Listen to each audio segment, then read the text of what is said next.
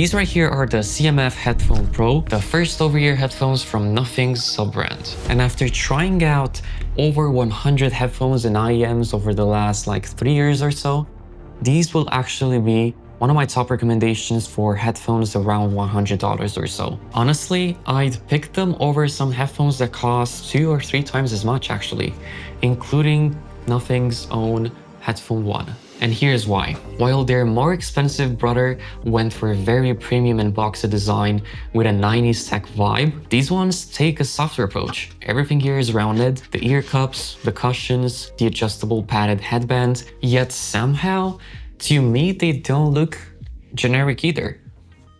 I think they strike the perfect balance where they're not trying too hard, which honestly makes me like them more. Although, like I said, this is definitely more of a personal preference. They come in 3 colors, the light gray one which I have over here, the dark gray version, and there's also this light green tealish kinda color. All of them look solid, and it's a nice touch that CMF matched them with the phone colors they make as well.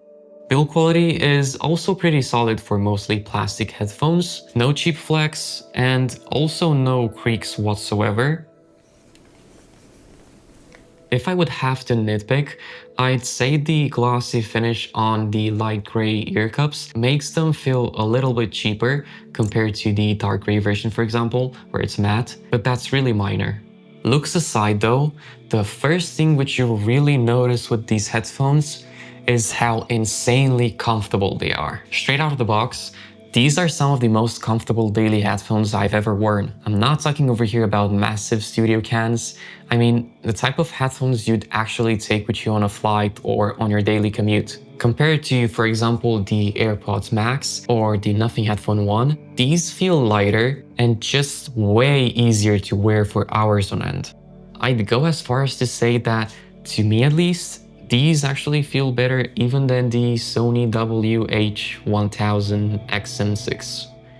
Still a horrible name. And by the way, if you like using over-ear headphones at the gym, these actually stay very snug without sliding off. Only while doing explosive push-ups, they like slightly move around, but they never actually fell off. And that also makes a big difference for day-to-day usage as well. The only downside, there's a tiny bit of a clamping force out the box, but this usually loosens up after some usage. I'd say I'd give them about 1 month and that clamping force will just be gone. One of my favorite design choices over here is the interchangeable ear cups. Super easy to take off, and Nothing plans to sell replacements in different colors, which is fun for customizing. But to me, the bigger win is actually the repairability. Cushions degrade over time and they get sweaty if you use them at the gym. Being able to clean or replace them this easily means you'll get way more use out of them long term. The only question is how long Nothing will actually sell those replacements. The controls, by the way, are well thought out. On the left ear cup, you get a 3.5mm headphone jack, the power and pairing button, and CMF's energy slider, which I'll come back to it in a bit. On the right ear cup, you get a USB-C charging port, a customizable button, and a nice tactile volume wheel that handles all of the playback functions you'd need. Again, you can further customize it in the app. But going back to this energy slider over here, we've seen other companies doing something similar, and I think it's a nice touch. In the Nothing X app, you can choose whether the slider controls the bass or the treble. I think both options are tastefully done, but I would love to see a third option where you can boost both the low frequencies and the high frequencies at the same time, basically creating a more aggressive V-shaped sound. By the way, totally not something these headphones need, as you'll see when I get into the frequency response, but I guess it would be a nice touch. My only gripe, the slider itself doesn't have a locking mechanism, like at all. It does feel firm enough, but I did accidentally nudge it once while putting the headphones on. In terms of the most important aspect of a headphone, sound quality, okay, I'm going to be honest. I actually wanted to keep my expectations pretty low purely because I tested the Nothing Headphone 1 previously and I didn't necessarily like the stock tuning that much. I think it had the right idea, but the region around 1 to 2K felt too shouty for me. And while I was able to EQ that out with the advanced EQ in the Nothing X app, I suspected Nothing wouldn't add the advanced EQ to these more inexpensive CMF headphones. And I was right in that regard. They don't have, sadly, an advanced EQ to play around for audio nerds like me, but the good news is that I actually really like the audio tuning CMF has done over here. They support LDAC, and some EQ presets in the app are actually pretty good. If you enjoy a V-shaped sound, then you will for sure enjoy the Pop EQ profile. They do have quite a bit of bass, but I really think it's tastefully done here. And I mean, if you really want to go wild, the energy slider can push the bass into obscene territory. But yet, somehow still not muddy sounding. Rock, electronic, enhanced vocals, and classical, they all sound bad. I wouldn't even bother with them. But the mode that I found myself most in is the custom one, where I have the bass set to -1 and the mids to +1. And while they're still not flat sounding, to my ears, after about 10 years of doing music production and audio engineering, and also working on all of these videos, to me, specifically with those settings, the sound is surprisingly close to the AirPods Pros 2 at around 60% volume, just with a slightly lower peak in the 5 to 6K region. And honestly, that's a really big compliment for headphones at this price range. Do I wish I had measurement gear to test all of this out?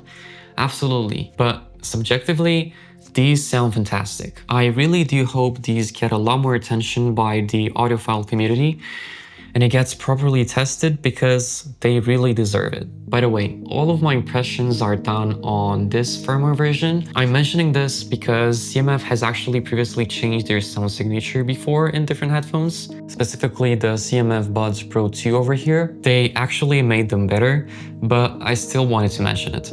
As for Soundstage and Imaging, not the best, but also not the worst. You also do get some spatial audio features in the app, but honestly, they just don't sound that good. It changes the sound characteristics way too much, and not in a good way. As for how these sound over the 3.5mm headphone jack, well, there's good news, but there's also some bad news. Bad news first, you still need to have them powered on, even if you use the 3.5mm headphone jack, which means, yes, the battery will discharge. But the good news is that whatever EQ settings you selected in the Nothing X app, it basically carries over. That said, personally, I would have liked an option to hear them completely raw without any DSP processing. Some headphones actually do let you do that through their 3.5 jack, but yeah, honestly, from a longevity standpoint, it would also be nice to not lean on the battery all the time, especially if you like using headphones at your PC and you wear them for like hours straight. It is what it is. As for the rest of the features, let's quickly glance over them. ANC and transparency modes are, again, about average here.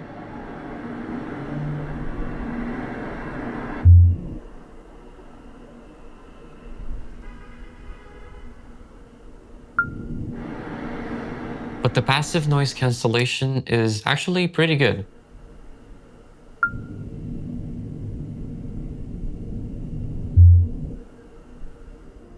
You definitely won't get the same ANC performance as something like the Sony XM6s, but for the price, I think they do a good enough job. Transparency also works fine. There are no weird boosted frequencies, but everything sounds a tiny bit quieter than how it sounds in the real life. I'd say about 4 to 5 dB off. As expected, the microphone is also about average. No mic over Bluetooth is going to sound great, with some very few exceptions, and these are the same as well. In both the quiet environment, as you've been hearing, and also a loud environment, they perform just about okay at best. In terms of battery life, while I didn't get to properly test the number CMF claims, all of these are very good metrics compared to the competition, so I expect these to last you a good amount of time. Before closing off, I also wanted to mention some quirks that I found while using them. First of all, sadly, there's no audio output through the Type-C port. You can only use the port to charge the headphones. The power indicator light turns off after about 5 seconds, so you can't really glance at them on your desk to check if they're on in case you forgot them. Its more expensive brother always has the light indicator turned on when they are powered. And I think adding a setting to select the same behavior on these would be great as an option. Also, by the way, while you can set the ANC to switch itself off after a bit of standby time, I wish there was also an option to set a timer for the headphones to fully power down after a certain amount of time. And last thing that I wanted to mention here, there's no wear detection on these headphones, so no automatic detection for playing and pausing the music when you put the headphones on or when you take them off. Again, something the more expensive brother do you actually have. For me, headphones come down to two things: comfort and sound.